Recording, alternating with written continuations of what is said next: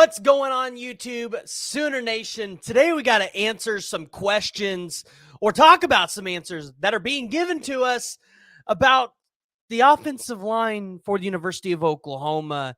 Some guys that a lot of you guys either are not very familiar with or guys that maybe weren't on your radar that have been excelling in the offseason to potentially give Oklahoma a shot to be able to go out there and put together a good offensive line this season.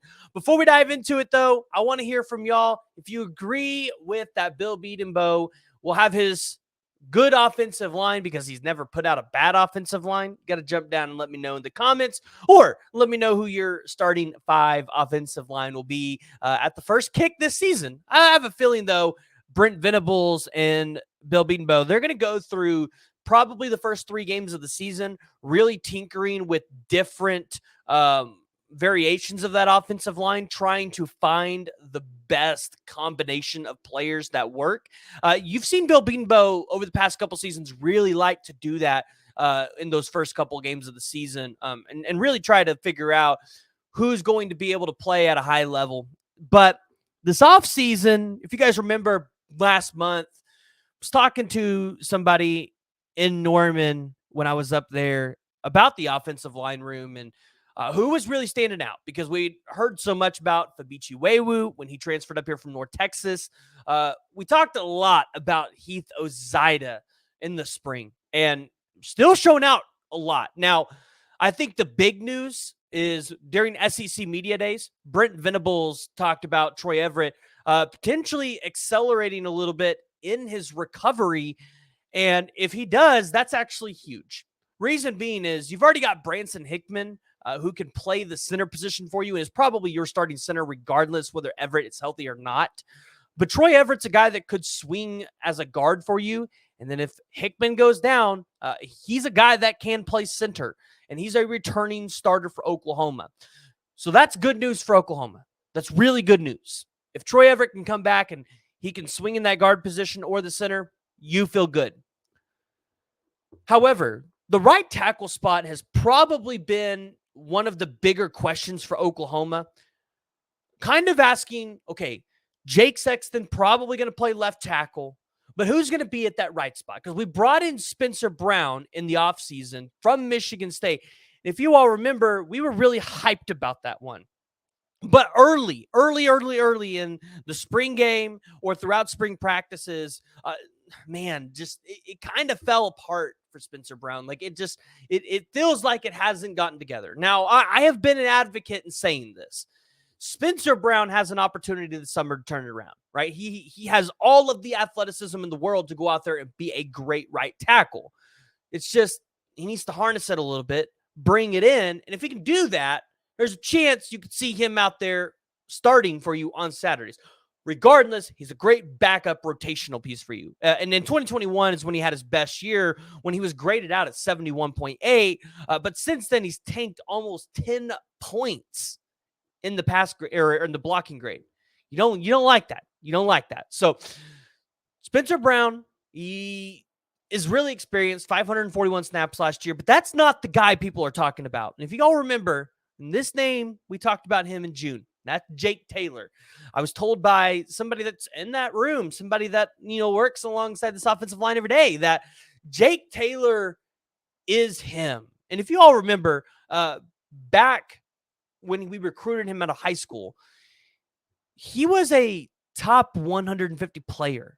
He was the number 122 player ranked to 247, 138th in the 247 composite rankings. He was a monster. This was a guy that over 21 different teams wanted, including Alabama. And Alabama, even with the current staff now, still recruits the offensive line really well. So when you look at Jake Taylor and what he's able to provide for Oklahoma, he's got the frame, right? He's got the build. He's got the athletic and mobile ability and versatility to be able to go out there and play this position at a high level.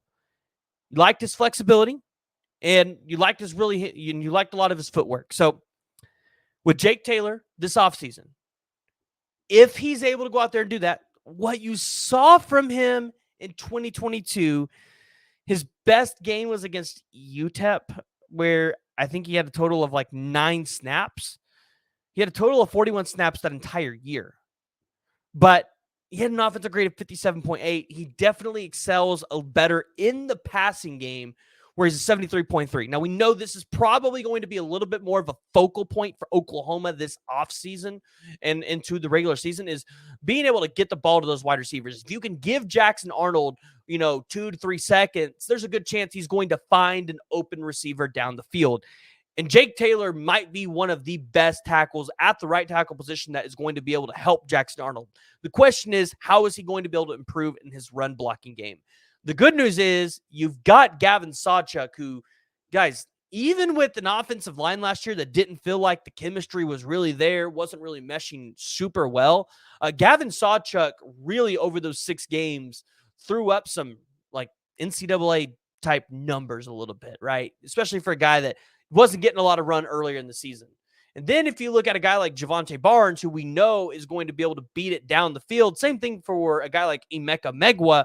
You're not going to have to give these running backs much time. You just got to give them a hole, right? I think that's what we're looking at. You got to give them a hole. So overall in his career, or 2023, he had a 69% pass block grade. That's pretty good. That's what we're looking for. So if you look at the offensive line, that's the biggest answer to this question that we've been looking to all season. Now, you've still got Tarquin, who I believe can swing to either tackle spot, but you really want him on that right side. But he can also swing to a guard spot as well. And Tarquin, he's pretty mid when it comes to the pass block and the run block grade. But remember, he had his best years at Florida, where they used him correctly. USC was not. So we'll see how Bill Bedenbaugh wants to be able to utilize him in this offensive line. So you're probably looking at a starter offensive line of Hickman at the center, Ozida at left guard, right guard. You're going to have,